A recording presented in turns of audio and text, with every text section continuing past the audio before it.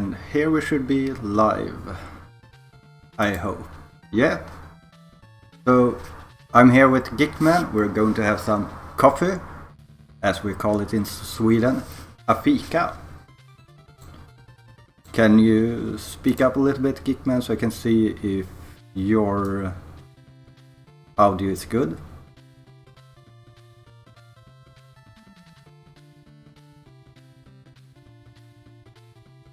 Yeah, I don't see you at all currently, but I will fix that. Yeah, first time, things will get a little bit weird here.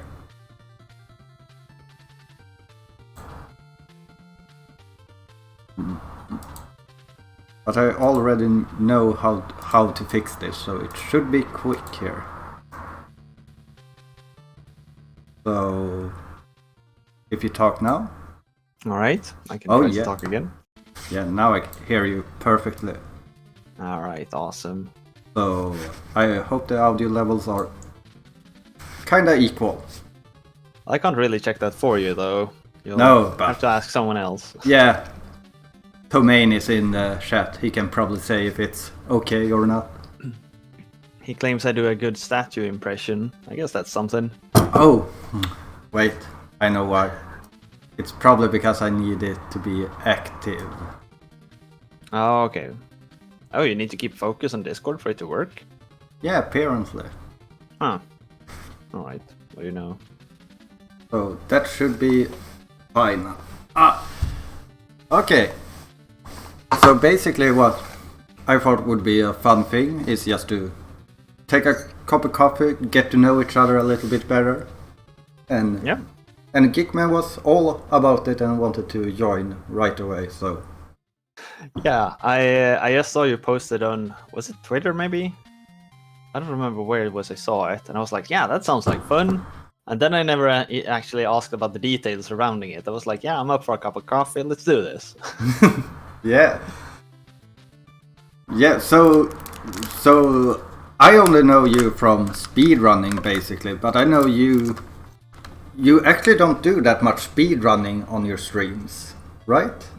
No, I don't. I do speedrunning a bit off stream now and then because I still find it entertaining, but I can't keep focus long enough to do proper like speedrun streams. I've noticed I lose focus far too fast. I can do like one or two good attempts, and the rest of the time is just wasted, really. Yeah, I can see that problem, because I kind of have the same problem, that I have like 1-2 good attempts, then I start talking a lot, just having fun, laughing, then I accidentally get on a good pace somewhere after like 2-3 hours into the stream. Yeah, exactly. That's usually my experience as well. But the thing is, like, I don't get so much time to stream, so I need to do something with something productive with these like 2 or 3 hours. So that's why I kind of stopped speedrunning on stream. Oh, but you speedrun off stream? Occasionally, yeah. I still try. I still like do my Shatterhand run every now and then because I do enjoy them. I ran what's it called? Pero's Great Adventure. Every now and then I run through. It's another NES game. I think it was in Big 20 2 years ago, maybe. What was the name? It's called Puss in Boots: Pero's Great Adventure. Yeah, I think that one was in before I started doing Big 20, so it had to be in like Big 20 number 5 or something. Yeah, and then I've been polishing a run for, what's it called? Grunyashenko 2, The Great Cavi Rescue, which is a NES homebrew game that I found a while ago.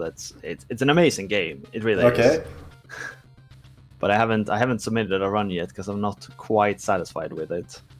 And there's already a record for it, so... Okay, so is your current time ahead or behind the world record? It's still behind. Okay, so you want to beat the world record is what I'm hearing. Yeah.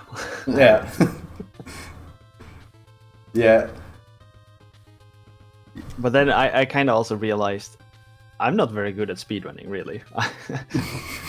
I spent so much time on that Shatterhand run, like a ridiculous amounts of times, really, in hindsight. And then I've seen some other guys who are like, I know they are really good historically. They come in and they beat that time in like a week. So Yeah, but you can't compare yourself to some people. I know, I know you shouldn't. But the thing Yeah, is, like, if I do something, I want to at least be somewhat good at it. Otherwise, I can't really get enjoyment out of it. Yeah, exactly. It's kind of what I've been saying during my B20 practice here, that even though I'm not going for a top position, I still want to do good for the time I put in. Otherwise, it just feels like pointless to even practice. Yeah, like I totally feel you with that. I know I can't be the best at stuff. I've kind of gotten past that part in my life. But still, you want to be good. You want to be more than decent at what you do. Otherwise, I don't really get that much enjoyment from it. That's why I still get. Do you know about the mystery tournament, by the way?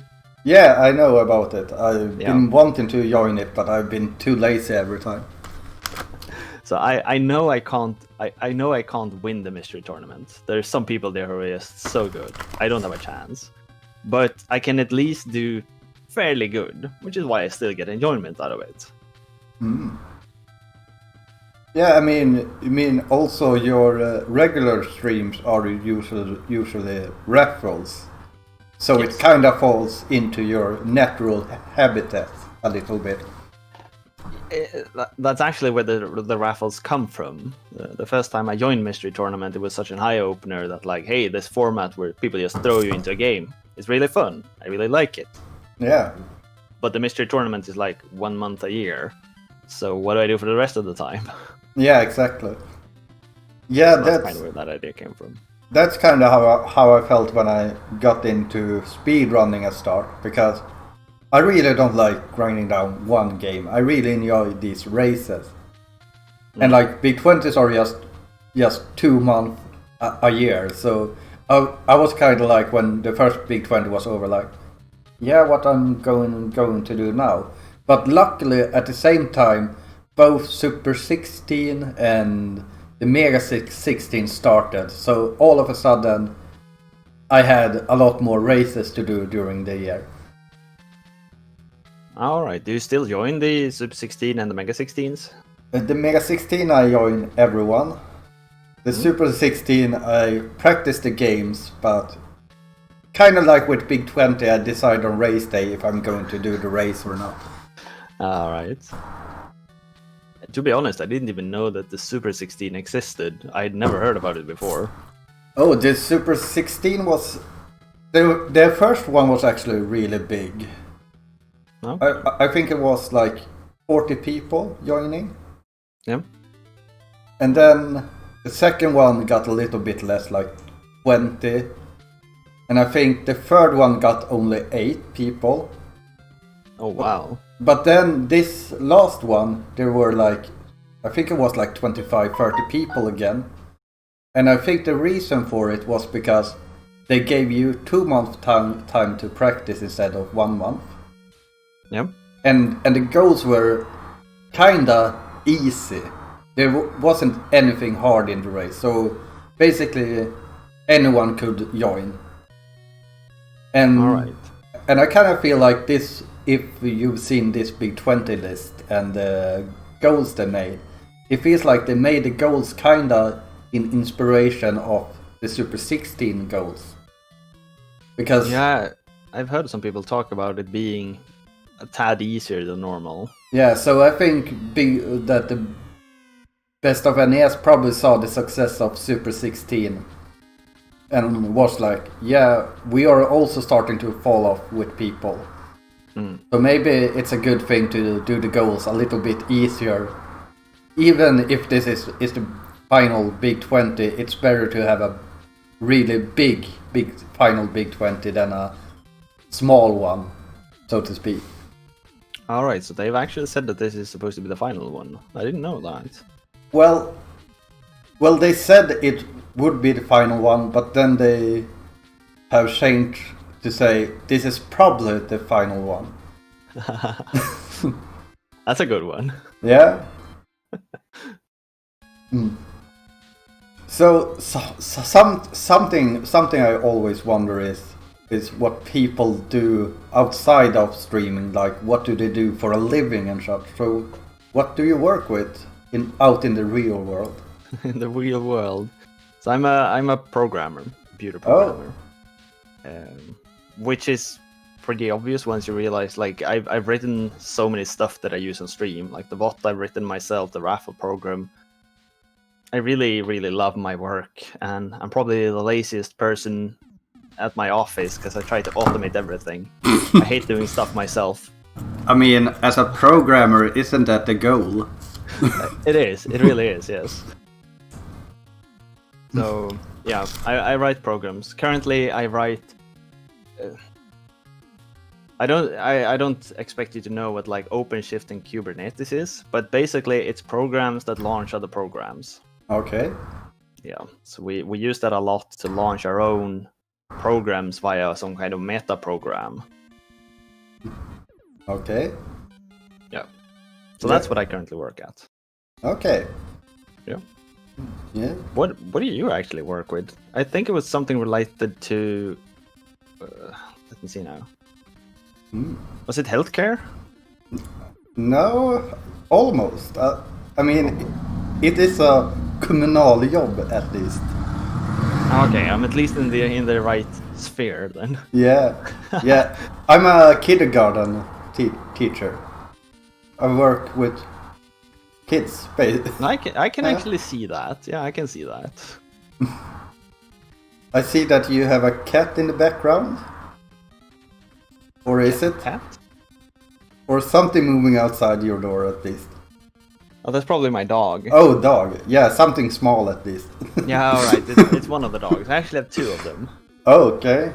Yeah. So there's two, we have two Jack Russell Terriers. Oh, those one of them sleeping right here. Give me a moment. His name is Pseudo, the small one here. Should be able to see him. But the other one, he's far more private, so he doesn't come around as much. Yeah, I got one of my animals right here. Oh, she didn't get happy when I picked her up.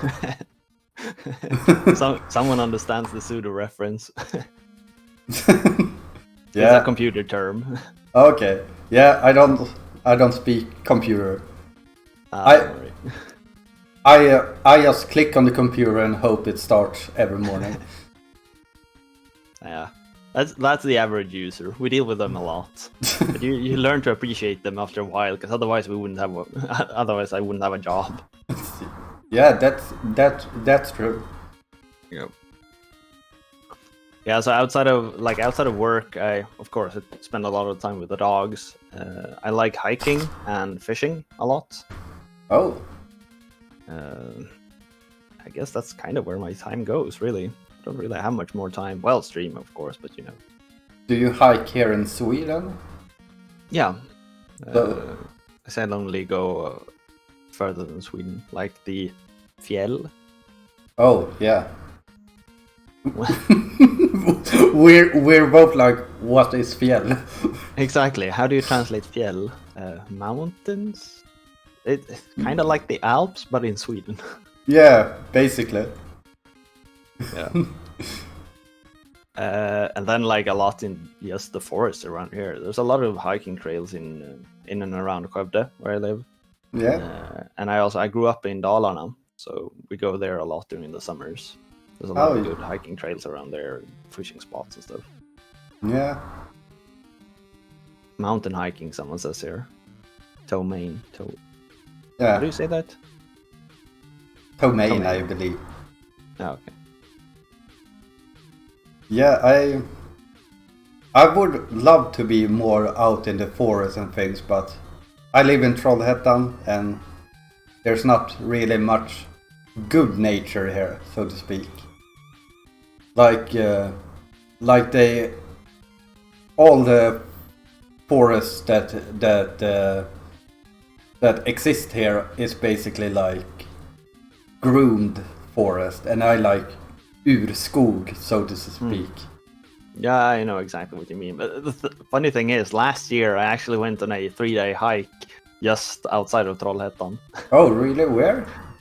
I don't remember the name of the trail, but there is a really beautiful trail that goes. So it goes from. It was from Trollhättan and went westward towards the Norwegian border. It was really like in that direction. You didn't get close to it, of course, but it was really, really nice. It was. We parked our car in Trollhättan. We took a bus up to some kind of sports field, and then we just went westward. Mm-hmm. It was really damn beautiful. There was, so of course, a lot of fields and, like, as you said, groomed forest. But there were a couple of paths far in. There was like really, really ancient forests. Oh, cool. So they are out there. You just gotta walk for like a day to find them. Yeah, exactly. I mean, I want to be out in the forest. I don't want to sleep out in the forest. Oh, okay. Then it becomes more difficult, I guess. Yeah. What do you do yourself outside of streaming and work? I don't really do much, to be honest. I mean, this is going to sound so extremely sad, but basically what I do when I'm not streaming or working or playing World of Warcraft Classic is that I play video games and drink beer, basically. Oh well.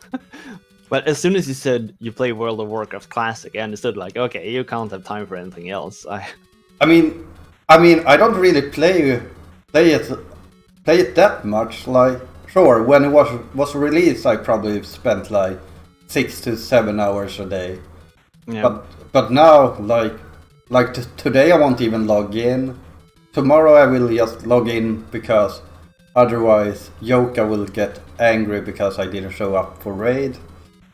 No, okay. So like currently I'm basically just raid logging. So it's like say it's 6 hours a week. Oh, okay, so it's not that much then. It's still a lot, but it's still not that much. No, it's not as much as, like, I remember back when I played World of Warcraft a lot, and you could easily log like 4 hours a day. Yeah. Even when you had work, like. Yeah, but that's the good thing about Classic is that there's no reason to be online for 4 hours a day, unless you're going like for gold farming all the time or doing world buffs things. No, I played a little bit of Classic and a lot of Burning Crusade. And I'm a horrible person. I loved ganking noobs. That was the best thing I knew. So I played a rogue and I backstabbed people. So you would love ganking me then, because I'm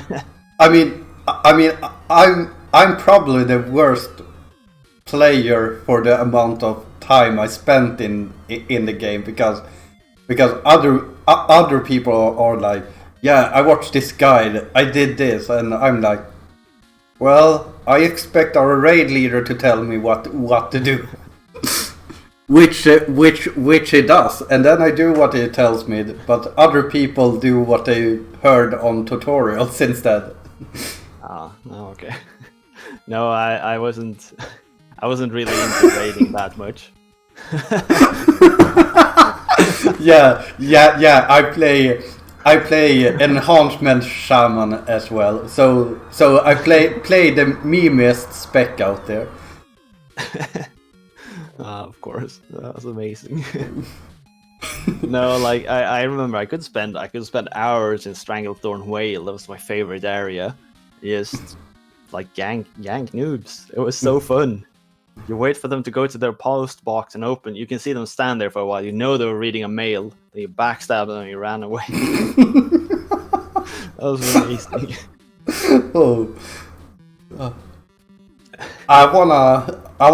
I wanna make a rogue and call it Gikkman and just do that. Just then stand at the mailbox and backstab low-level people. Good times, good times. Getting through Stranglehorn was it's a purgatory. That was made you a real man if you got through it. Yeah. I know I hated it the first time. That's why I wanted to take revenge on everyone else who tried to get through it.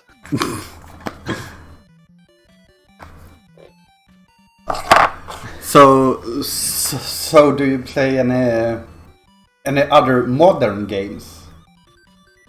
So recently I was gifted a game called The Hunter Call of the Wild.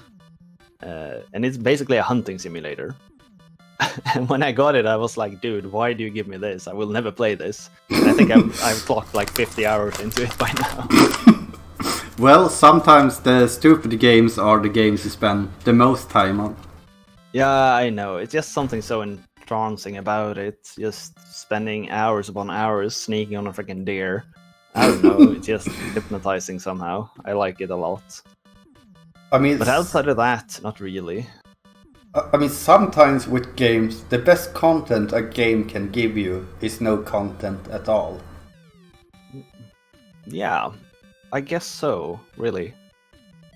It's kind of the lure of, say, Minecraft and maybe even games such as Factorio and Satisfactory as well. You only got a lot of tools. There's just like do whatever you want with it. Yeah.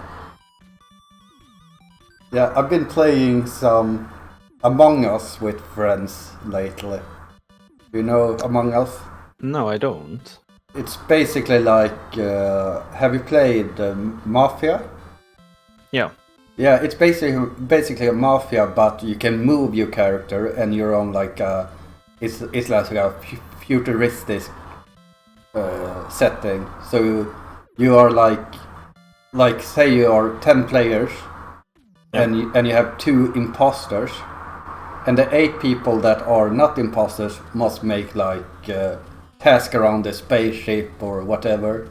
Meanwhile, the imposters gotta sabotage and kill all the people before they complete all the tasks. And if you find a body, you get a voting round to discuss what people saw and things like that. Oh, okay. That sounds... I could never play something like that. I'm far too paranoid. Yeah. Like some friends and me have played. I've played Mafia a couple of times, but it always ends in a freaking like political cold war where everyone accuses everyone of everything. Yeah, we played some Mafia as well the other day, and then I was like I was 100% sure my friend was one of the people that were playing like crap. Yeah. So I was like you're playing like a total noob, and then his name was Winston. So I started like memeing on him, like stop being such a Winston.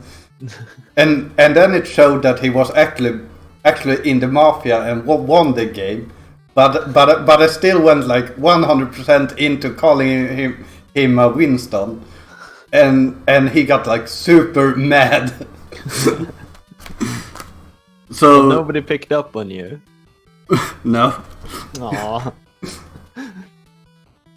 So yeah, I think Mafia can really ruin friendships. Oh yeah, it can. It's like, do you play Magic the Gathering, or have you ever played it? I played it, but I played it like when it first got to Sweden around like, or when I first learned, like when I was like 7, 8. Yeah, so around like 95 maybe. Yeah, probably around 95. Then I also played a lot of this adventure gathering game, Magic the Gathering, Chandalar or whatever it's called. Yeah, the PC game. Yeah, I really love it, and I actually I think I bought it on like GOG.com just because it's a game I really like. Just turning on, start over, play for like 3 to 4 hours, and then just quit. Yeah, the Chandelier has been on my list of games I really want to play for such a long time. I've never played it myself, but There is actually someone made like expansion of it, so it includes a lot more like modern rules and modern cards and stuff like that now. oh damn. Yeah, I should really look that up. It seems so fun. Yeah, it's really fun, and the final boss is really fun as well. You maybe don't want spoilers about it, so I won't. I'm guessing it's Nicole Bolas. Well, I don't know who it is. I just know the mechanics, basically. Oh, okay. No. But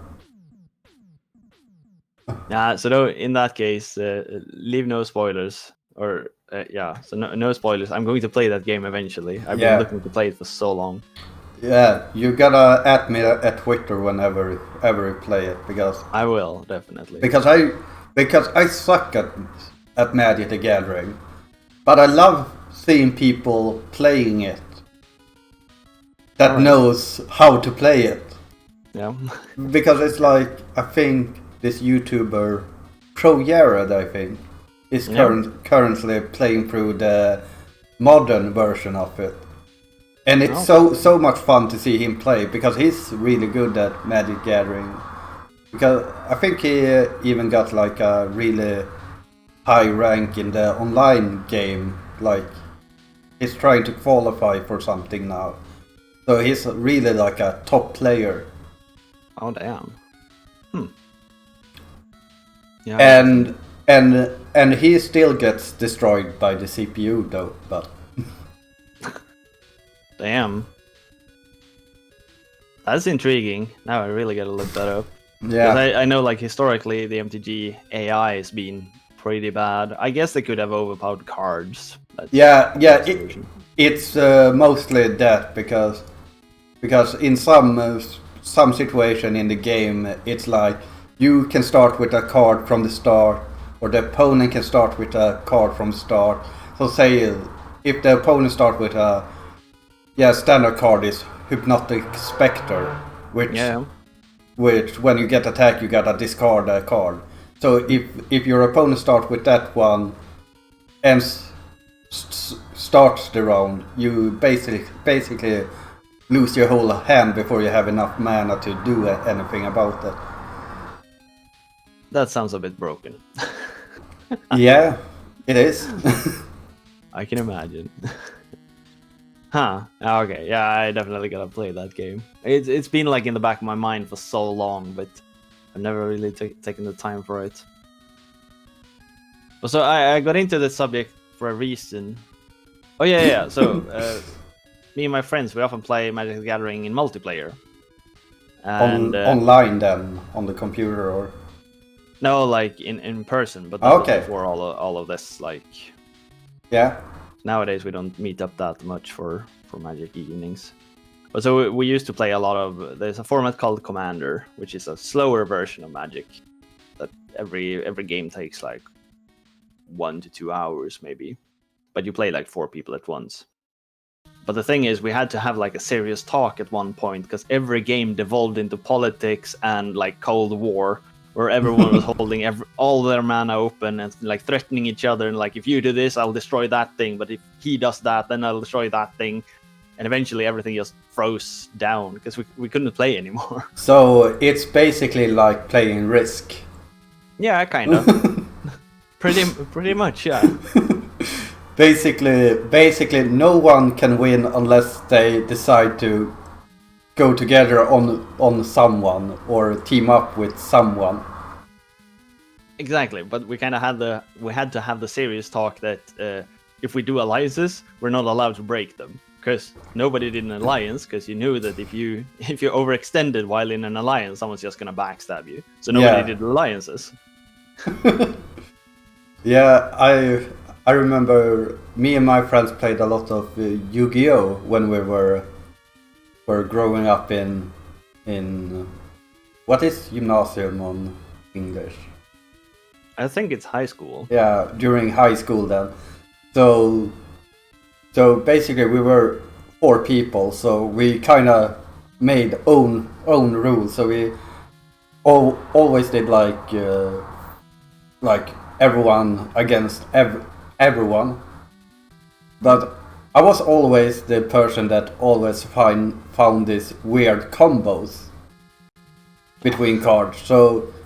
So they started banning the cards I always use. So like I had at some point we had rules so we could like draw more cards and put more cards into the graveyard. So I had a card which I could remove like, I think it was like rock type monsters in my graveyard. And for every monster I removed, my monster got like 700 attack points. So I just stacked my deck with 3 of those and then had like only rock monsters. So I could pull out like a monster with like 70,000 attack points. And like normal monsters in that game, a strong one that is hard to kill has 3,000 attack points. Yeah. So they kind of banned that card fast. Nobody likes the combo player, you know. Nobody likes the combo player. I know. That's why we stopped playing after a few years because I had so many cards. I probably had like 5,000 Yu-Gi-Oh cards, which I sold when I moved into my ex-girlfriend back in the day. I was gonna say, I hope you still have them around, because I'm guessing they're pretty worth quite a lot by now.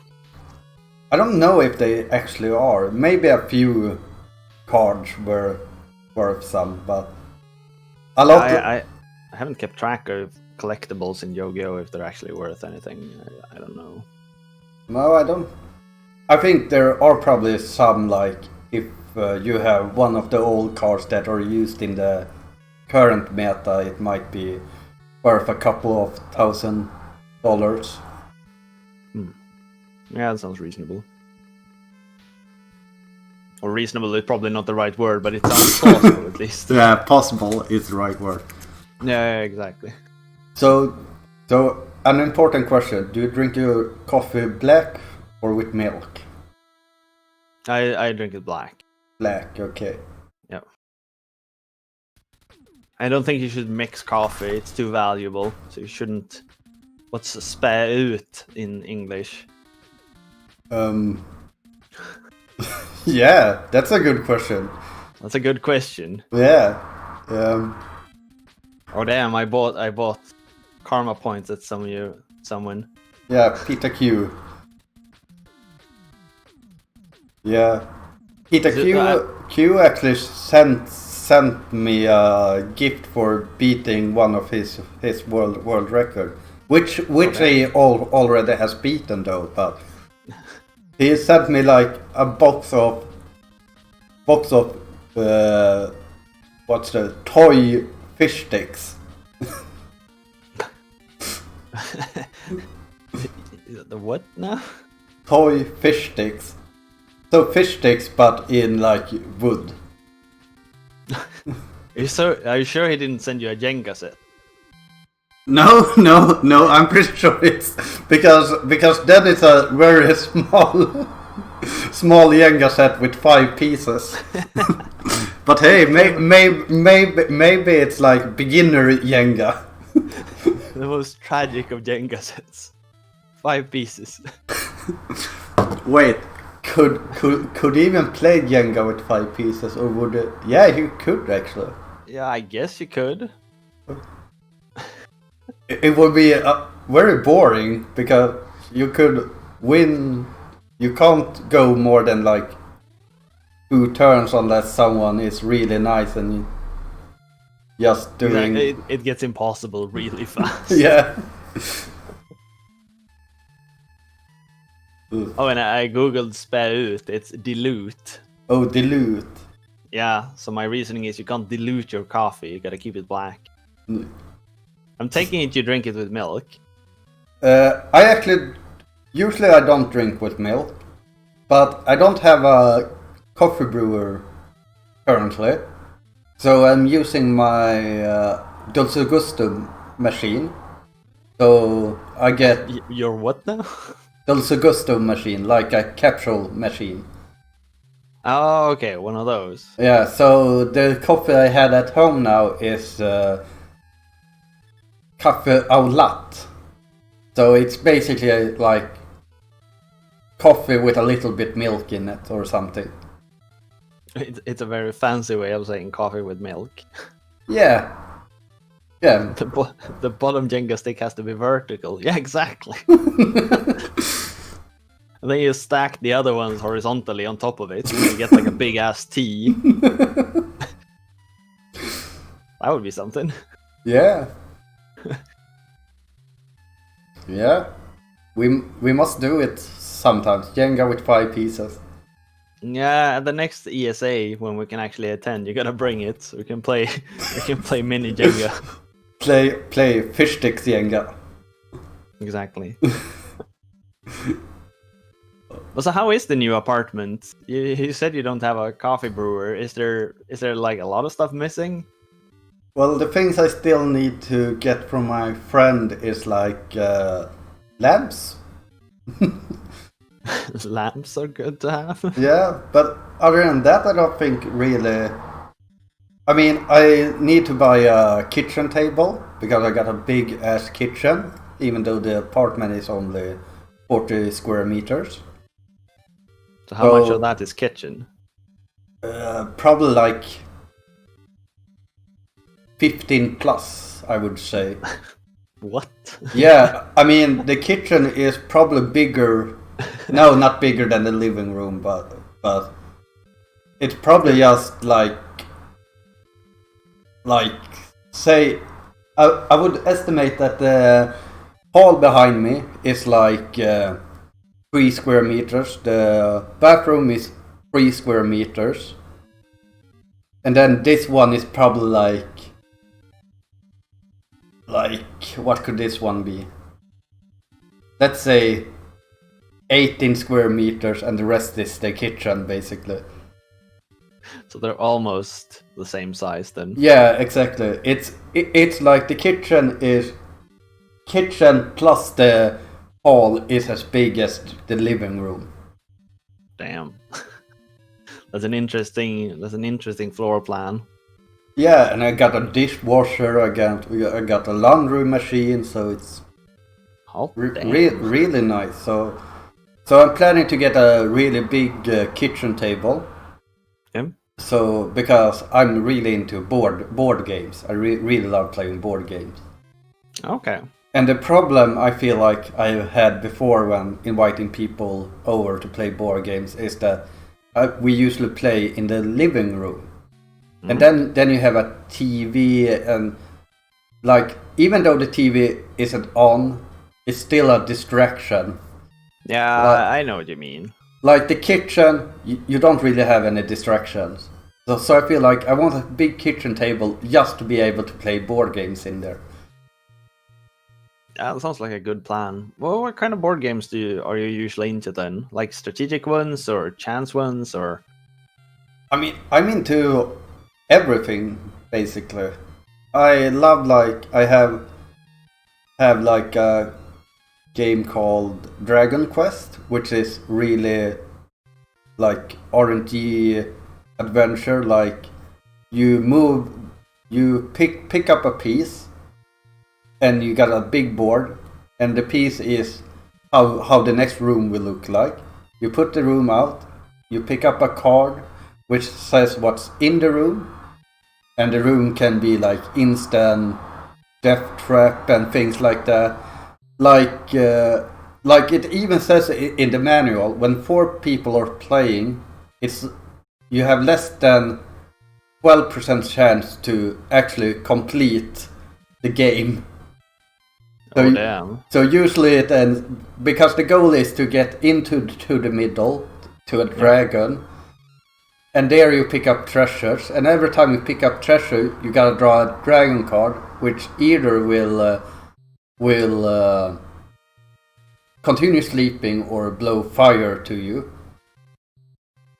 And then you gotta get all out, and like I think you have like, if it's like 25 turns or 30 turns, but it takes at bare minimum 10 turns to get into the middle.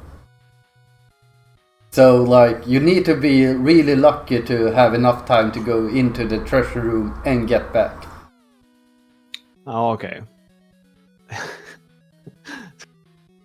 I can kind of picture the type of game it is, and it sounds masochistic. It's probably the word I'm looking for. Yeah, it really is. Actually, it's not been a rare occasion that one of us has died turn one. Perfect. Like sometimes you just die without even getting to play. Like then I'm guessing it's a pretty old game then, because modern games don't really have mechanics like that. Yeah, I think I bought it like for a 10 Swedish crown at a second-hand store like 10 years ago. Oh, okay, that explains. And like it was in top condition. It was like from the UK bought. So I must have done a really insane deal there. Yeah, probably. And then I like to play these normal board games as well. Like, well, maybe not Monopoly, but Nobody likes Monopoly. no. Like really, nobody likes that game. I mean, I like Monopoly when you make up rules that doesn't make it a forever game. Because the modern Monopoly is a forever game basically, unless someone gets extremely lucky. Yeah, it's just a grind. Yeah. And you can see who's gonna win like an hour or two before the game actually ends. That's very optimistic of you to just say 1 to 2 hours before it ends. I don't know if I've ever played a Monopoly game all the way to the end, to be honest. I don't think I ever played it to the end where someone just doesn't say like, yeah, I'm going to do this even though it's super stupid just because I want to make this game end. Yeah, that's usually how it ends. Yeah, but I think it's interesting, like modern board games tend to design so that the game ends at the same time for everyone. Whereas older board games usually had people lose until there was only one player left. Yeah, that's true actually. Yeah. I guess there's some exceptions, like yeah, the of course. Snake and Ladders and stuff like that, but often they were like grind fests. But even when you play like Snake and Ladders, you it's an unspoken rule that even if someone wins, the others continue to see who plays a second and third and fourth. Yeah, you're right. So it's still a freaking grind fest. Yeah. I bought a new card game called Boss Battle, I think it's called. Have you heard about it? Yeah, I actually own that one, I think. Oh, it's called Boss Monster, right? Yeah, Boss Monster. That's the one. I think it's really fun. Yeah, have you tried the expansions as well? I didn't know there were expansions for it. I have, like, you have the original one, which is only with rooms and heroes and... Yeah, that's basically it. Yeah, exactly. That's basically it. And the second expansion pack adds new rooms and then also equip cards for the heroes. So heroes can get equipped with even more powerful things, like they're immune to thief rooms or sword rooms and such. Oh. And then the third expansion is where I thought it got a little bit out of hand. They added currency, so you could like use it to level up your boss monster and like level up. I think you can level up rooms as well and things like that. And you get currency by killing heroes or some room cards give you coins if you destroy them and stuff like that. Huh. It sounds very complicated all of a sudden. Yeah. I like the simplicity of the original game, really. Yeah. It was fun, but it was easy to explain to someone who hadn't played it before. Yeah. I think the second expansion pack is worth getting though, because like you could put those cards into the old one and they still work, even though there are some overpowered cards in that one. Okay. But one thing I noticed is that the spell cards in the original boss monster was very, very OP. Yes, some of them are completely broken. And kind of like who wins that game is often decided by the spell cards once people actually know how to play the game well. Yeah, like the best room build is to actually have a way to draw spell cards. Yeah, I agree. So that's something that's kind of funny when you get the expansion pack, because then you can like remove the OP card, like the freezing one. Because the freezing one can destroy, like, just freezing one room can destroy your whole setup. Oh yeah, that was the one that disabled the trap room for one of your opponents, right? Yeah, I think it disables any room, like it gives it no effect or anything. Yeah, exactly. It was something like that. It was like that when, and then it was one that transported a hero from your dungeon to another one's, I think, or something like that. Yeah. Or if there was the other way around, you could move heroes around, and I know that was also OP. You could combo it out completely.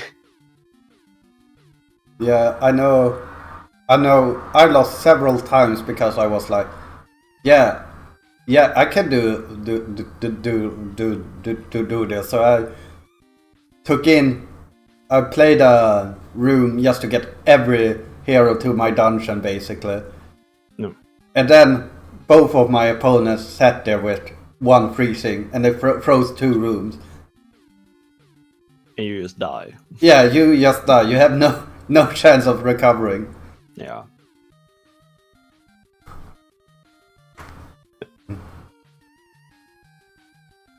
But another board game I played recently, a friend of mine bought it. It was called Scythe. Have you heard of it? No. It's a strategy game, kind of similar to, in a way, Settlers of Catan, and in another way, well, I guess Risk, maybe. So it's a combination of a resource game and a war game, where you kind of have to choose if you're gonna go the resource path or the war path. Because if you want to go resources, you need to build like factories, and you need to keep your populace happy, and you need to expand and gain a lot of land. But if you want to go the war path, you'll have to build a couple of factories. You can build mech walkers, so you can walk around and destroy other people's properties and lands and stuff. It's an interesting game. It doesn't take too long. It's not too complicated, and it plays interestingly. I played it a couple of times, and it's a very well-made game, I must say. Very well-made. Yeah, I think my biggest problem with some board games is when it takes way too long to get into them. Yeah. I have one of those, like, it's called like the Atlantic Ocean or something, Atlantic Company or something like that. Okay. And like the rules is like 20 pages. And like you're sitting there like, yeah, when I read these rules, he gotta read the rules, she gotta read the rules. And everyone going to interpret the rules differently, and it's just going to be a big shit show. Yeah, exactly. That's not feasible. It has to be accessible for whoever sits down there. Yeah. Oh, I completely missed that Anya was here with the... What is that emote? Probably an anime emote. Yeah, it is. It's a cute one. He's a weeb, I know. Yeah? What? Just joking, Anya. Anya was actually my enhancement shaman Gildy, but he quit. Damn. But he quit. He was a man enough to become the ultimate meme. Did you like push him out? You were too good for him. It was probably the other way around because he was way better than me. Because he was like he actually knew like what gear to go for. I'm more like when things drops I'm like, okay, how can I make the most fun out of this item? Like if an item drops with just raw stats, I'm like, boring, I don't want it. But if it drops like, say, something says like has a 3% chance to silence your opponent when attacked, I'm like, ooh. I can stand in the middle of like 10 people of my own people and just wait for a mage jumping in and doing damage, and I might silence him, and then he stands there, can't do anything for like 5 seconds and just get fucked by 10 people. People are like, fun? Bob raiding and fun? What is this? I thought Bob raiding was about discipline. Discipline and routine. It's not about having fun, god damn it. I think. But then, like, have you played Diablo 3? That you would. It sounds like you would love that game. I haven't, but I would probably love it. It has so many weird items like that like you get a 10% chance to. Whenever you crit, you increase your crit chance by 1% and stuff like that. Yeah, those kind of things I really like these things that maybe it doesn't happen that often, but when it does happen, oh my god. That's kind of why I play like an enhancement shaman, because one of my best moments in WoW Classic was that when PvP was released. I remember it was like me, Joka, and a few other people. We were running around in Diamal, and like Apes, the biggest guild on the server, was like killing us. And then we stand there waiting to to reset our bodies. And I see like a priest being a little bit behind, and I just saying voice like look at this, and I rest and I hit him once, get a Wind Fury critical hit, and one shot the priest, he just completely dies. It's like 1 in a million it going to happen, but when it happens, oh my god, it's the amazing. best moment in history, basically. It sounds like you would really like Diablo 3 then. Yeah, my philosophy about video games is that you should play to have fun. Like Anya is pointing out there, we had a lot of this at the beginning of WoW Classic, where people were like, when they died, like, oh, I lost all my world buffs, this is so boring now, I can't do damage, blah blah blah. Basically, because everyone wanted world buff because you get so much more damage then. Yeah. And like I feel like if I would be like that and get like upset of dying and feeling like, say if you die at the beginning of a raid, you gotta stay for 2.5 more hours being pissed about not doing as much damage. I instead go in and have fun, like one of the memes in our guild is that I always drink whiskey during raids. Which that can't end well. Which I do, but like I don't drink myself drunk. Like I take 1 glass of whiskey. I think I was drunk for one raid, and it was probably the most fun raid though. But still, like like it's the same thing with speed running. Like the moment I get tilted, I mean really tilted when I lose a run, I just know, okay, I gotta quit stream and get back because I don't want to lose that fun factor. Yeah, I feel you. That's kind of what I felt as well when I tried speedrunning too hard. The fun kind of eroded away. You start caring too much about the results and stop caring about what you actually do.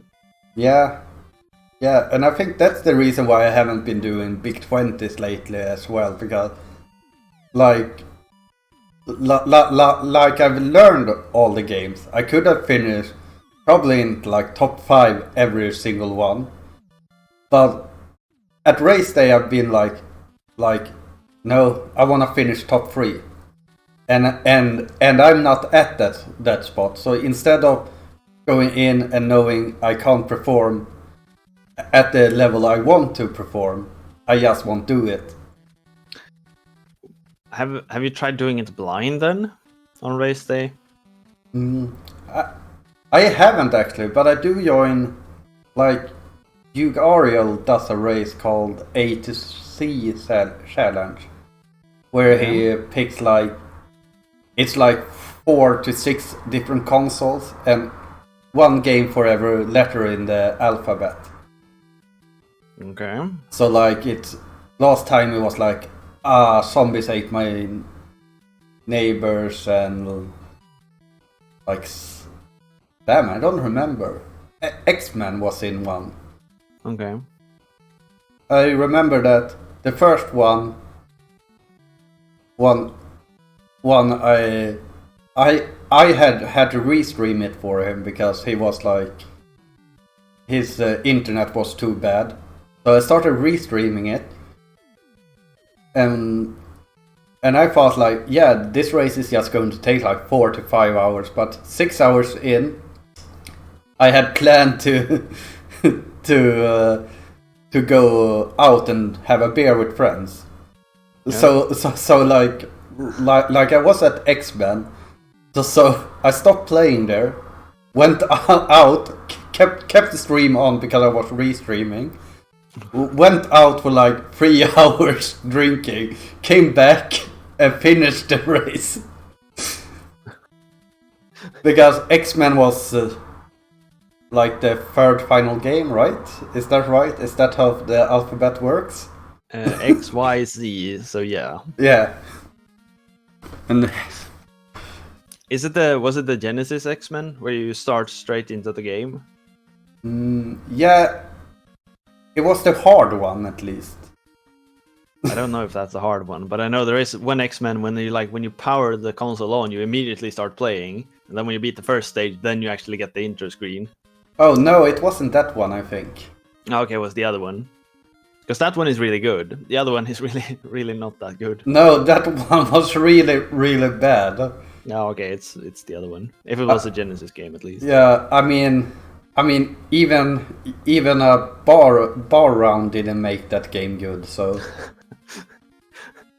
then it's bad. Then it's really bad. Now that sounds like an interesting approach. It's kind of similar to then like Mystery Tournament. I just got something for like getting thrown into games where you don't know anything. You gotta try to do the best out of it. That's when I have the absolute most fun with games, I realized. Yeah, because the thing with A to C challenge is that it isn't like you don't have to do it blind. But basically, we all that have done it so far have decided to do it blind, just because it's fun. Then, like, I think last time it was, or was it the first time? It was one of the time the first game was like Adventure, that old game. Yeah, I know that one. Yeah, and like that's so good, that game. It's so fun. Yeah, so we were like a few people, and we said like, that game is going to be really rough blind. If we just play that I mean, without any manual or anything. All right, without the manual, then yes. Yeah, Then yeah. it's a pain. So like, if there are games like that could take like we're talking like hours to complete, we might look into them to see how do you actually beat this game. Yeah. But the main thing is like, do what you can do blind, and if there's a game that you know that you won't be able to do blind, learn how to beat it, but don't really speedrun it. Yeah, that makes sense. That actually sounds really fun. If you do stuff like that again, do let me know. Yeah, I would definitely will. Though I don't know how much time Hugh has for those things now, because I know he has a finger in Big 20s and Super 16s currently. Ah, okay. Yeah, people spend a lot of time on that. It's so interesting because, like, on the surface, you don't see that much. Like, as a consumer of those events, you see them release the list, and then you see the race day, and that's about it. But I'm guessing there's a lot more work going on behind the scenes. Yeah, it was like, I think Bad Breaks was in my channel last night, and I asked him a few times, and he a few things, and he said like there were 4 people because this year the Big 20 was voted. Okay. So the list was released on Sunday, I believe, or something. And then a few days later, they released the goals. And on those few days, there were 4 people making up goals for each game. Personal goals. And then they did a voting on which goal fitted the best. Like still, the research going into like finding out a reasonable length goal from each person, and it does take quite a lot of time. Yeah, I can imagine. I can definitely imagine. And then I guess it's a lot of work to just manage everything to make sure that you have the tech for doing the restream and stuff. Yeah. Shit takes time. It takes a lot of time. Yeah, I know. I usually help out during the Bones Marathon with the restream and such. I don't know what that is. The best of NES marathon they have every year. Oh. And like, I didn't know the abbreviation. Oh, really? Yeah, exactly. Bones. I never heard that one. Oh, okay. Yeah, but basically only that is a lot of work, because like we're streaming like 24/7 for a weekend. Yep. And like everyone that restreams and hosts and stuff like that, we are doing it out of the love for showing speedruns and such. And for me it's really fun, because I usually don't watch speedrun marathons at all, basically. So when I host, I actually watch what I'm restreaming, and like I get to see a lot of fun games and stuff like that. Yeah, I can imagine. Yeah, I know. I know whenever Best of NES comes around, I try to catch as much as possible of it, because it's fun. It brings out so many of these weird games that you don't really hear about or see normally. It's kind of the bigger marathons has a tendency of bringing up the same pool of games, or the same genre of games. Yeah. So these like smaller marathons often bring out the really nice pieces. Yeah. Or weird pieces, I should probably say, but I think those are nice. Yeah, I mean, if you're into retro speedruns, like a marathon like Bones is really good for you. Meanwhile, if you're into retro, like awesome games done quick isn't that good for you, really. Because it's not that much retro they actually have, unless you're talking about new retro style games. Yeah, I mean, you gotta check the schedule and see when is there content that fits me. Yeah, exactly. So yeah, I didn't. Did you catch anything of the online GDQ? No, I didn't actually. I didn't know it was until I saw like, I think it was a YouTube video like that does like highlights of every day. No.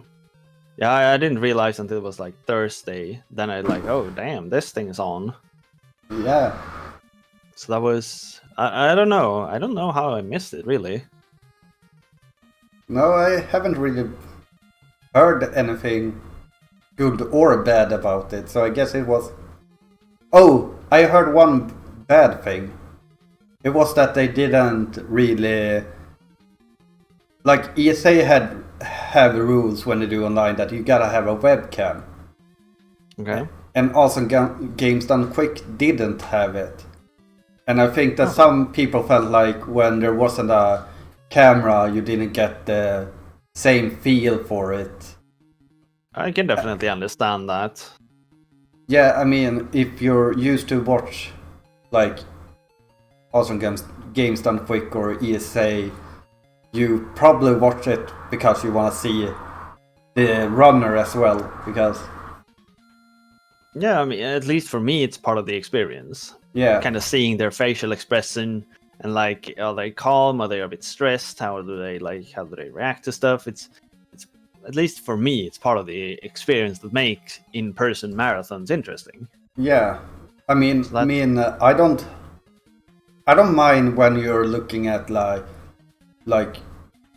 random speedrunners speedrunning a game and they don't have a camera, because I watch it because I enjoy the gameplay. But for a marathon that is based around like the live event, to not have a camera is a little bit weird, in my opinion. Yeah. Although I'm guessing they probably had a reason for it. Like I'm certain they discussed it and came to that conclusion. Yeah. For some reason, so Yeah, they probably had a good reason, because yeah. But I do agree. I would find it a bit weird myself.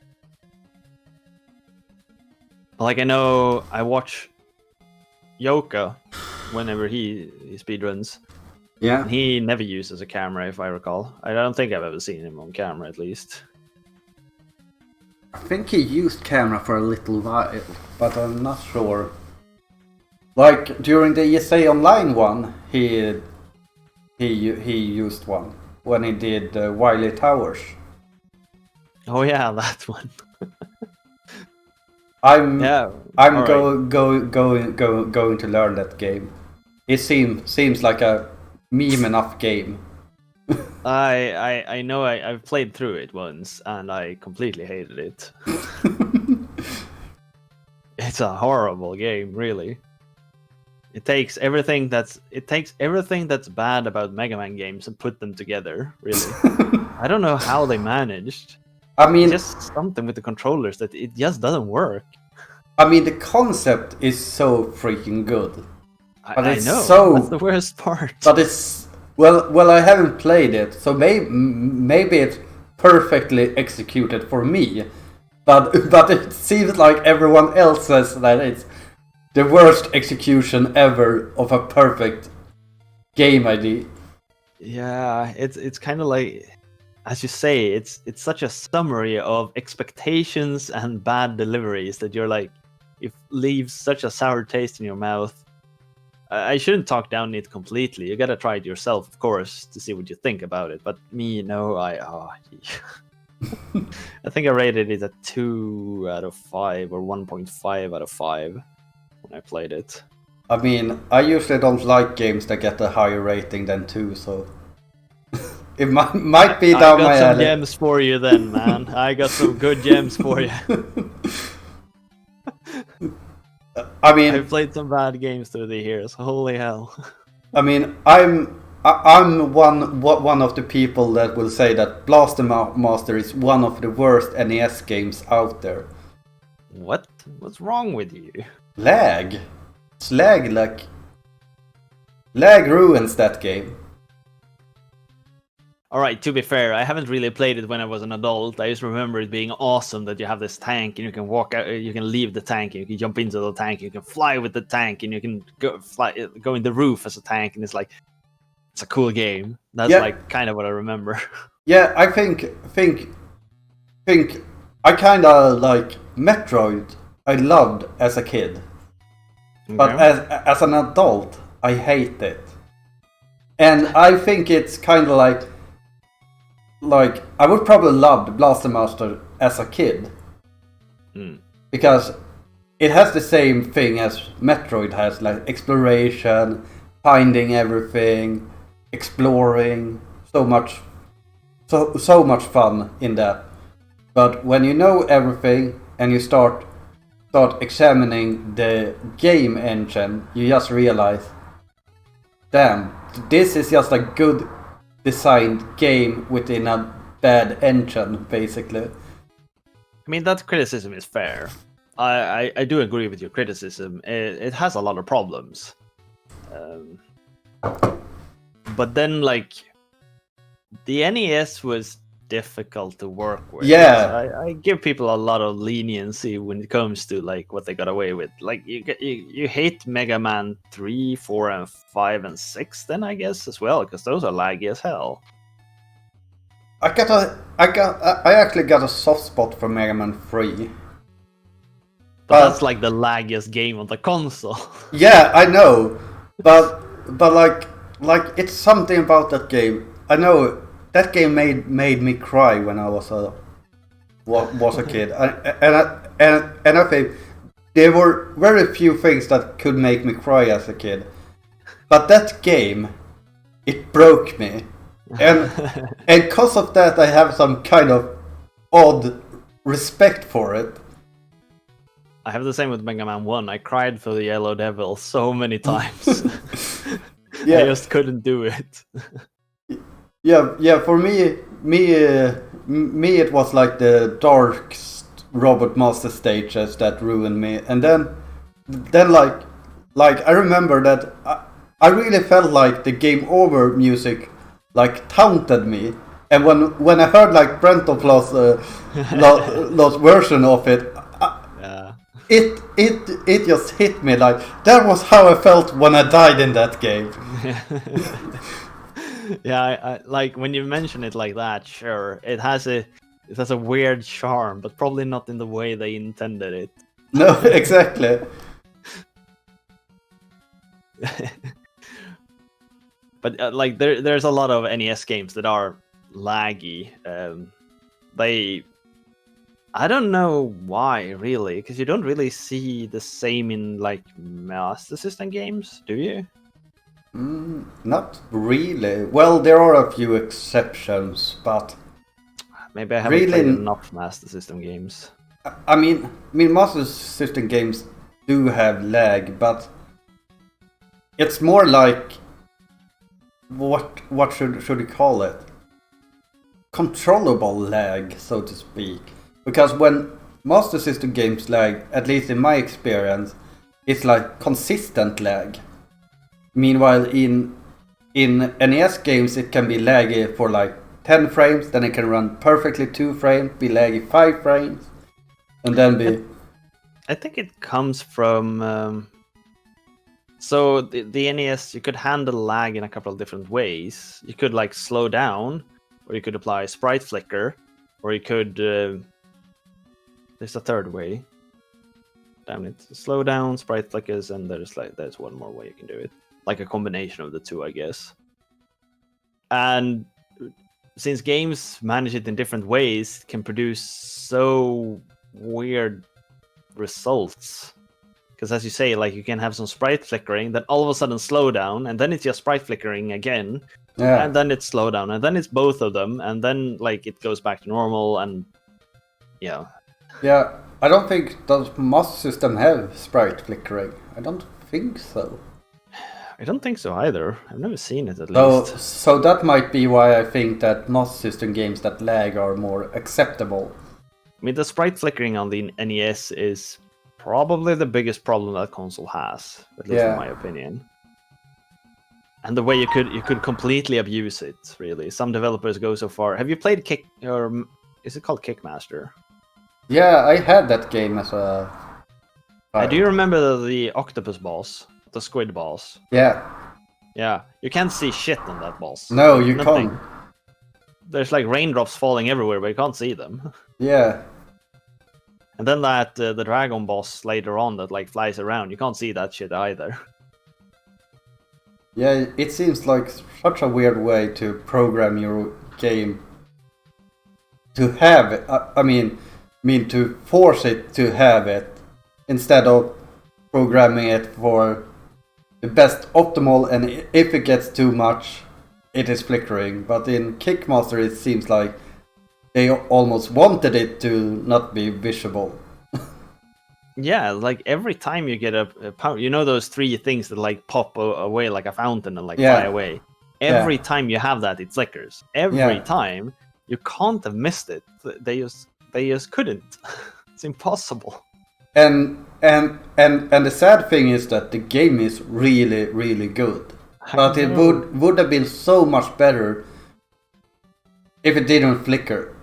Yeah, it's such a waste, really. Because like as you say, the game is phenomenal, but the flickering just makes it such a pain to play. Yeah. Such a pain to play. Yeah, I'm wondering if there are any other games that are as horrible as Kickmaster in that regard. Like I can't think of something off the top of my head that flickers as bad as Kickmaster.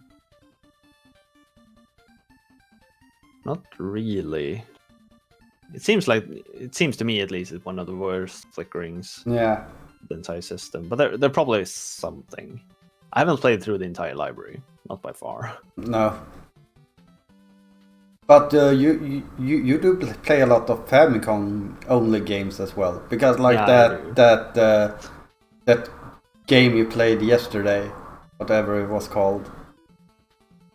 I'm gonna need more details. The one where you was walking around into different houses, like an adventure game. You had money and stuff, it seemed like. Oh, American Dream. Oh, was that it? Yeah. You played as a pachinko ball. Yeah, that might have been it. Yeah, exactly. So you played as a pachinko ball, and you were supposed to make a fortune gambling, and it was called the American Dream. There's some kind of weird message in that game. It wasn't good. It wasn't good at all, but it was interesting. And I also played. What was it called? It was like a shmup where you flew into the screen, like you flew downwards, like into the screen, and the enemies flew past you and then came back out again. It was also a Famicom game. It was really cool. Yeah, it seems like an interesting concept, but really annoying after a while. I mean, it was difficult to get used to, but it was pretty cool. I also played. There was a game. That's when the flick is really bad. It's called Ai Senshi Nicole, which is a Famicom only game, or it's actually a Famicom disk system even. Mm-hmm. That one does flicker a lot at times. Not as bad as Kickmaster, but it does flicker. It's like what's it called? What's the European name for the game Bomber King? Help me out here. Is it Bomberman? I don't know. No, it's not Bomberman. No, it's called like... Oh, Jesus. You play top down as a robot. Robo Warrior. Thank you, Anya. Robo Warrior. Have you played Robo Warrior? You probably have, everyone. Yeah, I probably have, but I don't remember right now. It's like top down. You walk around. Okay, it looks like Bomberman, really. Okay. Yeah. Okay, so imagine a game like Bomberman, Yeah. but you have a gun Yeah. and you can jump. Mm-hmm. That's kind of And it flickers a lot. at times, yeah, because there's a lot of enemies on screen, and some of the enemies can like shoot a fire beam, and the fire beam flickers to hell and back. Because there's probably like a lot of sprites in a straight line, and that flickers for some reason. Yeah. But it's still a good game. Just like Kickmaster. Yeah. Maybe that's the secret formula for a good NES game. It needs a lot of flicker. Needs a lot of flicker. No, not really. There's really good NES games out there that doesn't flicker at all, which Yeah. is the most annoying part because you can make it good. You just don't render so many things on the same line. God damn it! It's not hard. God damn it! It makes me so annoyed. What's the best like random game you played, like in a raffle or anything that you got that? Like a game when the time is over, you feel like, damn it! After the stream, I want to play this. Oh man, that's a hard one. I don't really remember the really good ones.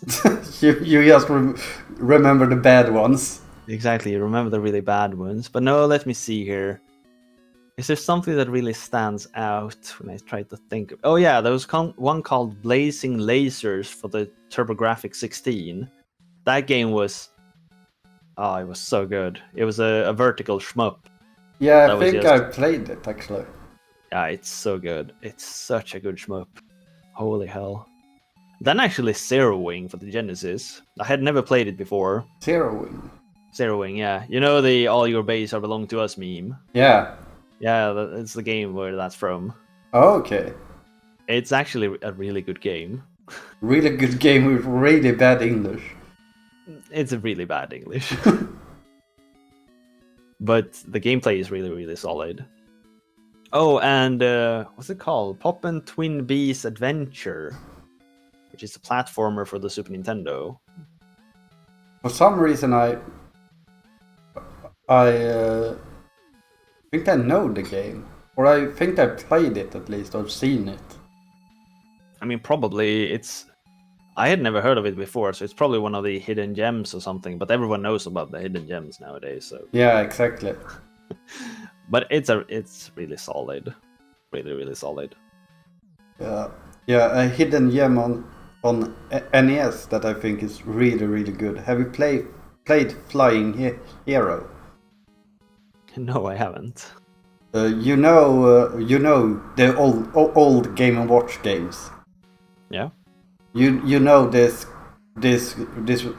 game where people are jumping out of a flaming house and you're just bouncing them to the ambulance or whatever it is. Yeah, exactly. I know which one you mean. Imagine that, but a NES remake with stages. Huh. So it's basically you control the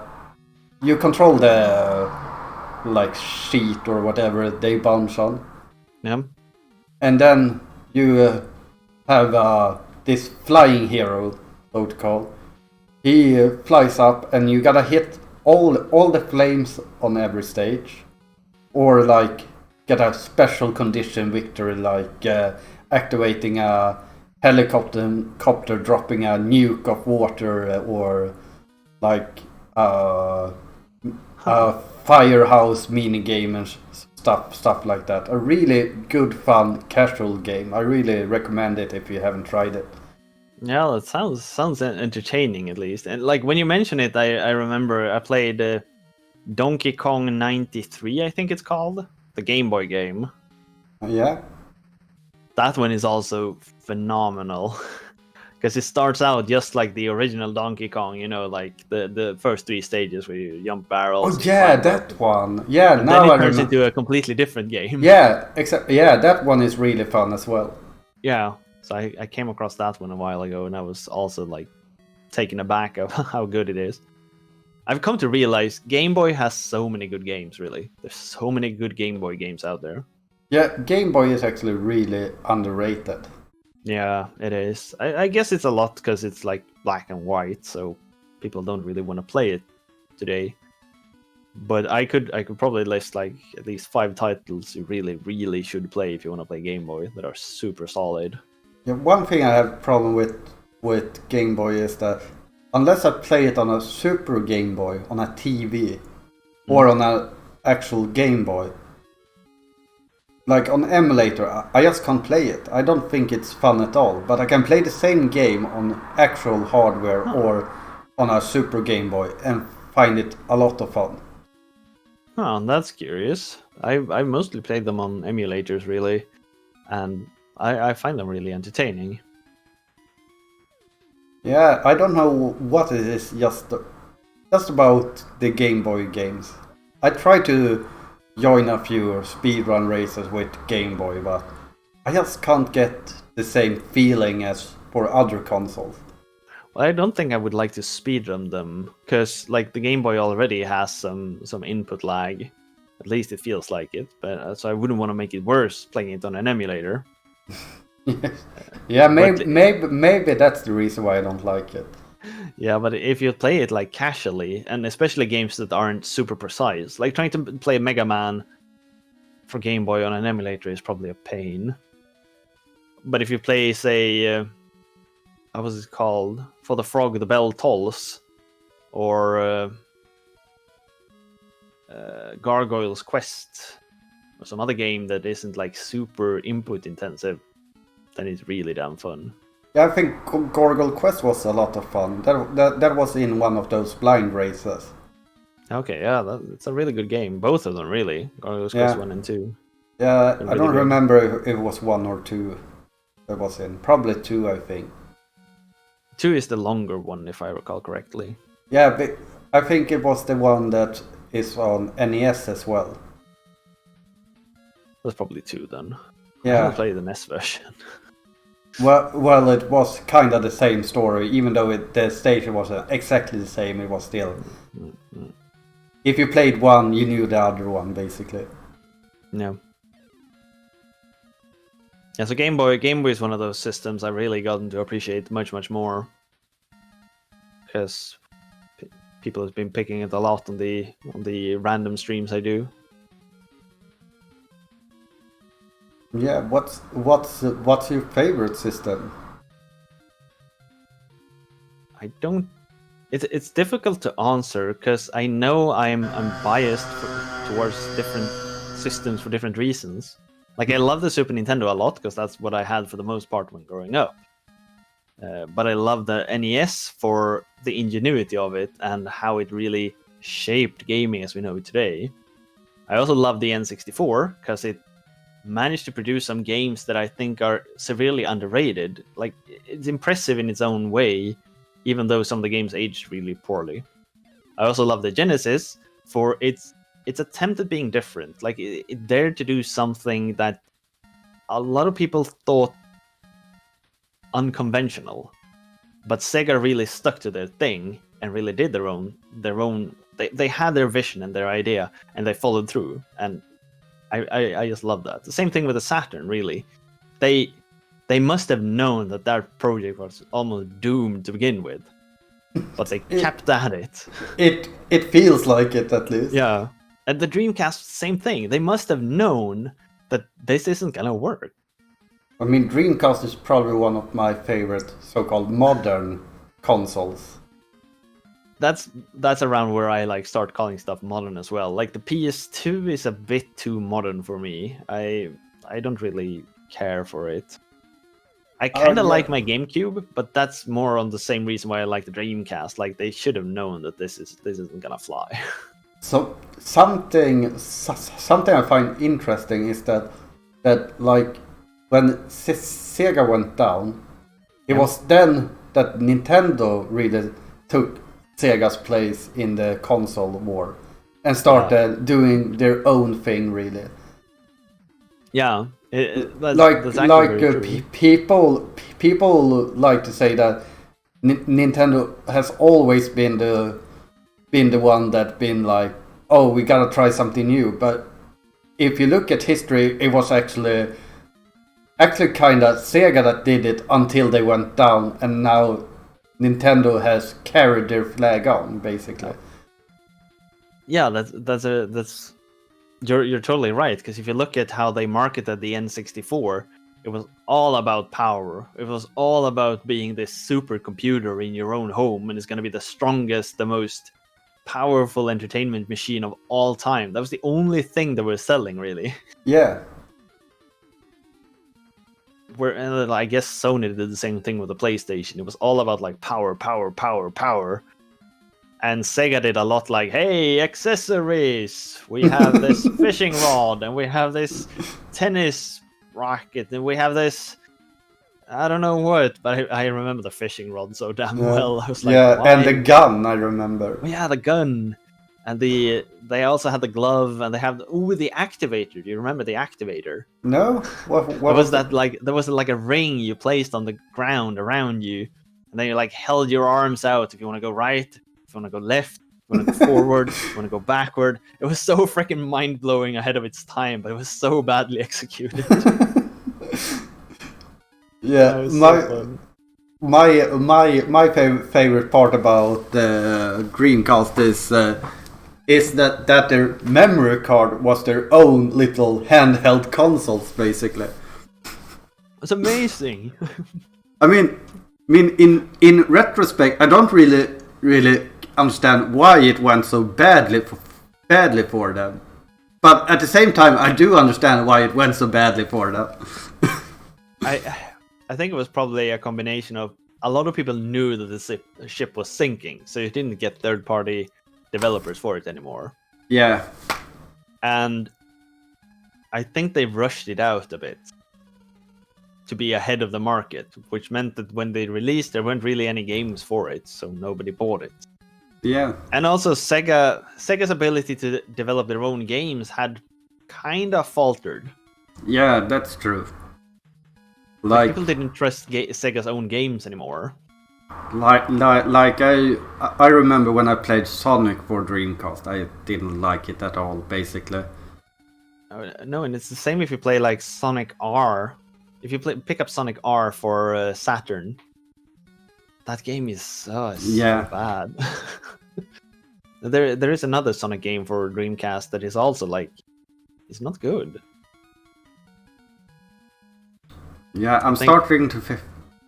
What was the good games for the Dreamcast? For Dreamcast? Yeah. Bang.io is such a good game. Which one was that?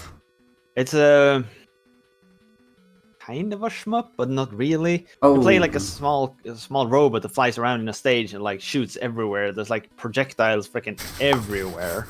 Ah, okay. What's it called? Crazy Taxi was Crazy Taxi was a lot of fun. Yeah, Crazy Taxi was really, really good. Well, Shenmue was really good. Yeah, that one was so freaking good. I had Shenmue, and when I ended high school, I forgot to clean out my locker, and Shenmue was in my locker, so I lost it forever. Shit. Oh man, that's so unfortunate. And then I remember this fighting game, like, I must say it's called Plasma Sword or something. Alright, that I don't know. You sure it's not Soul Calibur? No, not Soul Calibur. Soul Calibur was also a lot of fun. No, not Power Stone, I don't think. I know the prequel existed for the PlayStation 1. But it was called something else. Maybe. Are you sure it's not Soul Calibur? No, it's not Soul Calibur. Like one of the characters really looked like Optimus Prime. Alright. No, I have no idea really. But then like they had Virtua Fighter, right? That was really Virtua Fighter. I mean, I didn't like it, but it was okay. It was a good game. And then like Sega Rally. What's it called? Yeah, I just know that I loved playing it on ESA last time. Yeah. So like there were a lot of good Dreamcast games, but I think most of them just came a bit too late. I think. Yeah, probably. And I guess they lost a lot of faith with the Saturn. Yeah, there's no doubt about that. I mean, because for the Saturn, I can't name many really good games there. It's like Panzer Dragoon, Astal, Night into Dreams. I mean the end of Sega's like consoles. There were a sea of crap, but if you dare to dip your toe into it, you could find a diamond as well. Yeah, definitely. Meanwhile, like if you play like something like PlayStation 2, you can find a lot of good games, but not that many great games, in my opinion. Like all games are basically good, but there's really not that many games that have this extra that really makes it like timeless. Like Panzer Dragoon is a timeless game, in my opinion. Yeah, I think so. The ratio of decent games to really good games are much lower on the PS2, as you say, because there was just so many games released, and a lot of them are decent, but there's not very many that are like super duper good. I guess it's like Final Fantasy X. That game is really damn good. I must give it that. Yeah, I should really play through, like... I know I beat Final Fantasy VII, but I've not beaten anything after that. Oh damn. I like both 8 and 9, at least in my opinion, are really good games, but they can be a bit difficult to like get into. Yeah, They're I think my problem why I stopped playing 8 was because of the whole like level system. You had to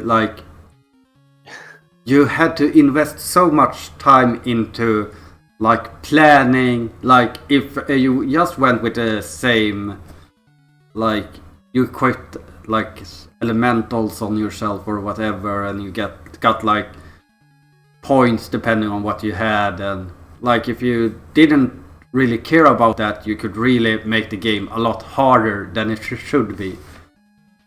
Yeah, I remember I managed to soft lock myself in that game because there is a certain dungeon later on where every enemy is level 1, so you can't level up here. But the boss was so strong I couldn't beat it, and there was no way to get out of it. Oh. So I remember I had one playthrough where I soft locked there and had to restart. Yeah. And that's like 25 hours in. But I agree with Tomain here. 9 is a brilliant game throughout. It's so good.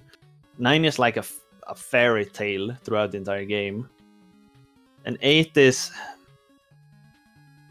good if you can see past all of its flaws. Unfortunately, there's so many flaws that it's a bit of a challenge to see past them. Yeah, like one of the things I liked, because I think it was that where you could, like, if you time your button presses during fights, you got extra damage or something. Yeah. And I like that they introduced that because it made the normal fight, like, instead of just picky whatever, you actually had, even though it wasn't really skill, you could influence it somehow, besides just saying, you do an attack. And he did an attack. Here you say, you do attack, and then you gotta time it to get maximized damage. Yeah, I definitely agree. That was a really good thing. And I think they removed it after that. You don't see it in 9, for example, which is very unfortunate. Yeah, because one of the RPGs I always buy and play through are the Tales of games. Yeah, okay. Yeah. Like Tales of Symphonia and Tales of... What is the... I haven't played the newest one, like... Is it called Berserk? Vesperia? Is that the latest one? Exilia, I had the 1 and 2. I even bought the collection box for the second one. Well, okay. I actually haven't played any of them. No, but I really like them because like like there you have complete control over the battles. And like if you put it up on the hardest difficulty, like the battles are actually really, really rough, and you gotta plan them out. Okay, yeah, stuff like that is really. That's something that a lot of RPGs seems to lack. They're more about like power leveling and grinding than they actually are about playing the game. Yeah, exactly. Like Tales games feels a little bit more like playing, say, every fight is Street Fighter fight. Like, sure, you can win by picking a stronger character, but you can also win by playing better. Yeah, that's, at least in my opinion, something a lot of RPGs lack. One of the reasons why I really like Super Mario RPG so much, because that one also has mechanics where you're supposed to like time so you can deal extra damage and defend better and stuff like that. I haven't actually beaten Super Mario RPG yet. I think Oh, I really? got into the final dungeon like twice, and then I just lost interest. Well, it is a bit. It is a bit like the last dungeon. I agree is a bit boring.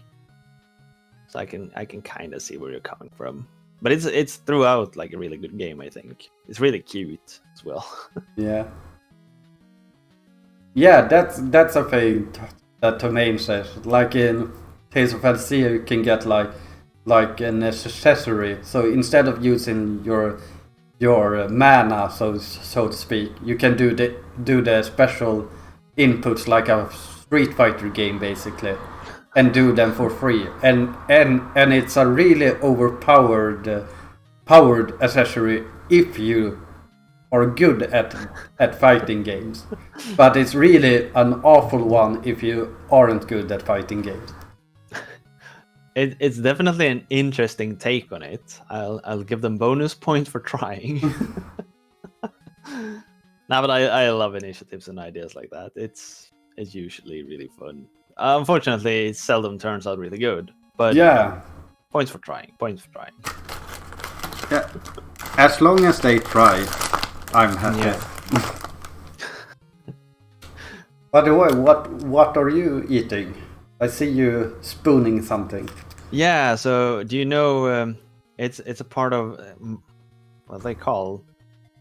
Marabu has like a chocolate cake, kind of chocolate and meringue. Meringue? No, I don't know what meringue is in English, but it's like chocolate whipped cream and meringue. Ooh, So it's no wait, there you can see. damn! You went all out on this Fika. Yeah, you gotta take it seriously, you know. Yeah, Fika is I went a little bit simpler and just took a lemon muffin, or not just one. I've eaten a few here. oh, that's good. I No, bought and then I have some complimentary rån. robbery. Robberies, exactly. A couple of robberies in case. Wafers, that's the name of it. No, robbery. Yeah, some citrus robberies.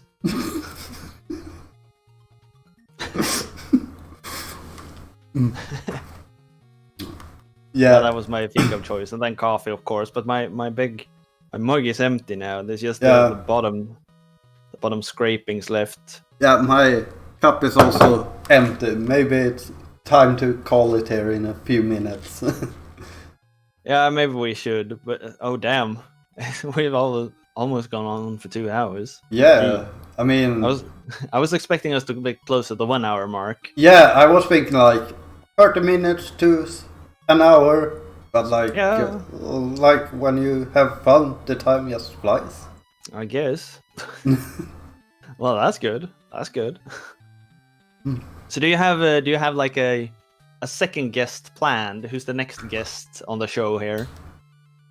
I haven't actually decided, but like the thing is, I haven't even decided like if it's going to be one-on-one every time. Like I can see like just people joining. Like if you want to join again and someone else is joining, like just like a real Fika. Like I might do this every now and then, announce it, and people can join if they want to. Okay. So I haven't really decided. As you noticed before the stream, like I was going to capture Gikkman's web camera, and I'm like, oh, why can't I capture Discord? And Gikkman, as the computer guy, he has, oh, you gotta disable hardware acceleration.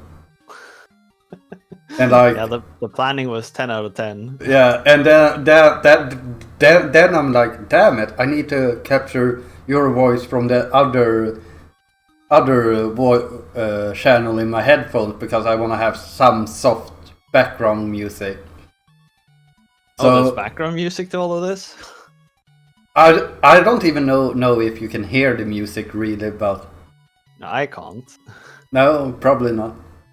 But How would I be able to hear it? Oh, I have to yeah. come through your microphone in that case. yeah, but like I started off with some Shatterhand music because you speedrun it. Oh. And I see now it's on Mega Man 1 to 10 original soundtrack, so... All right, sweet. Yeah, like I've had the stream chat open, and then I've had the stream on but muted so I could see your camera, because I can't. You don't have a camera on Discord. Oh, I don't? Oh, well, you should have told me. I would have turned it on. No, but you can't, because OBS has taken control of the camera at the moment, so you can't have it both active in Discord and in OBS at the same time.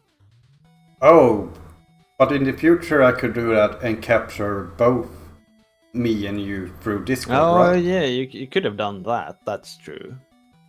I didn't even think of that. I actually thought you had thought of that, so I was like, yeah, all right, that makes perfect sense. I understand why he does it like that.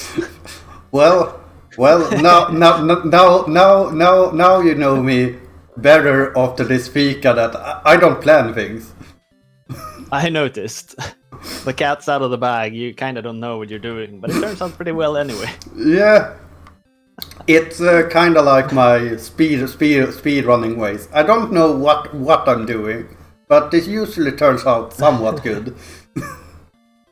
Well, that's great, really. No, it's been great being here. This was really fun. I'm really glad we took the opportunity to sit down, have a cup of coffee and some wafers or some robberies. Yeah, robberies.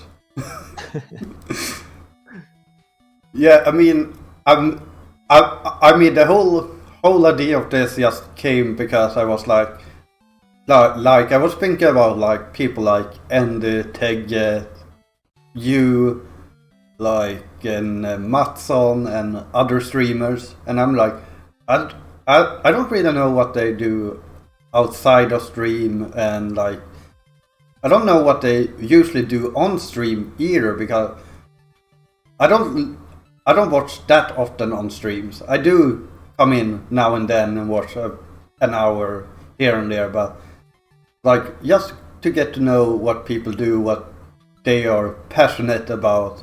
I just think that's fun to know. Yeah, I totally agree. Like I understand it's hard to catch. There's so many people you want to watch, but there's just so many hours in an evening, right? Yeah, like if I work, stream myself, I maybe have, and then I gotta eat as well, which I forget sometimes, but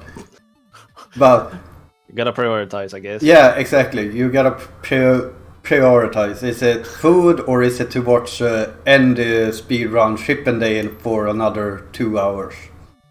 I can see why you would choose Andy over that. Yeah.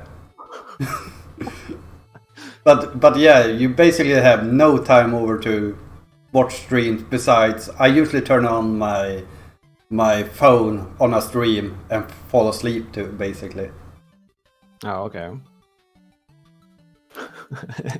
choose Andy dancing Chip and Dale any day. Wouldn't we all, Anya? Wouldn't we all?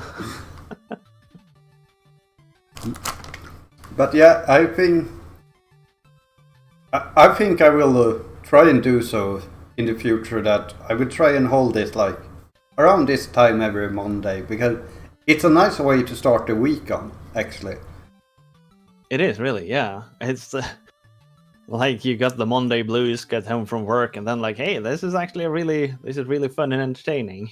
yeah, because the thing was, I was super pissed today because I got home and I was going to put up net on my balcony. Oh, the cat. Yeah, and then somehow I kicked the tröskel.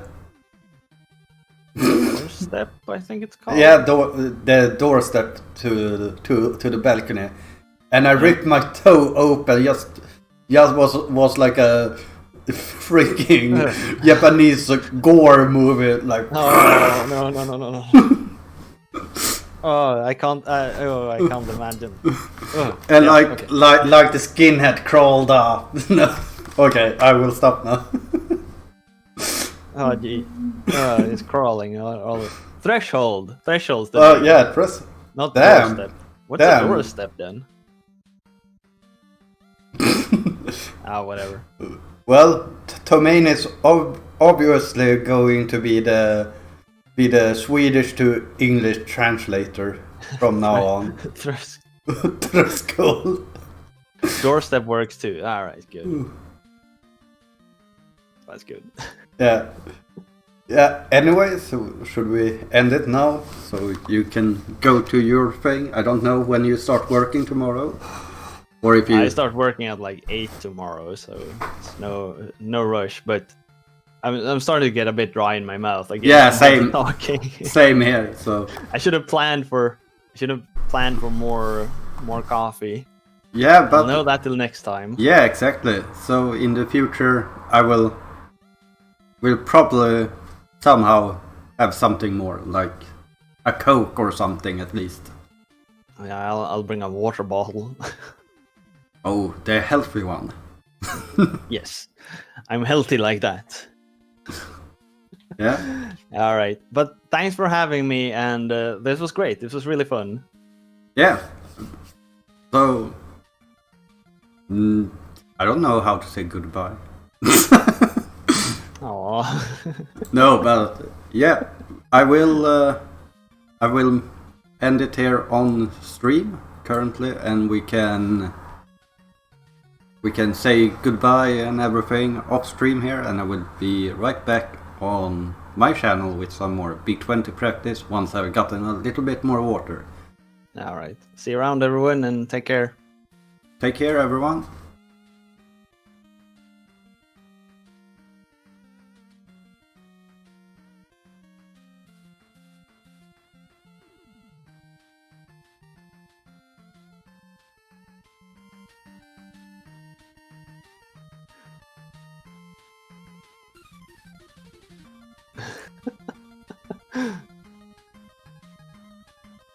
Ja, det var jättetrevligt. Det var jättekul. Så det...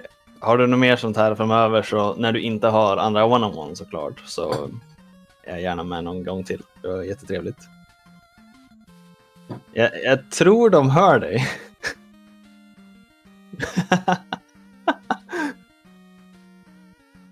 Jaså?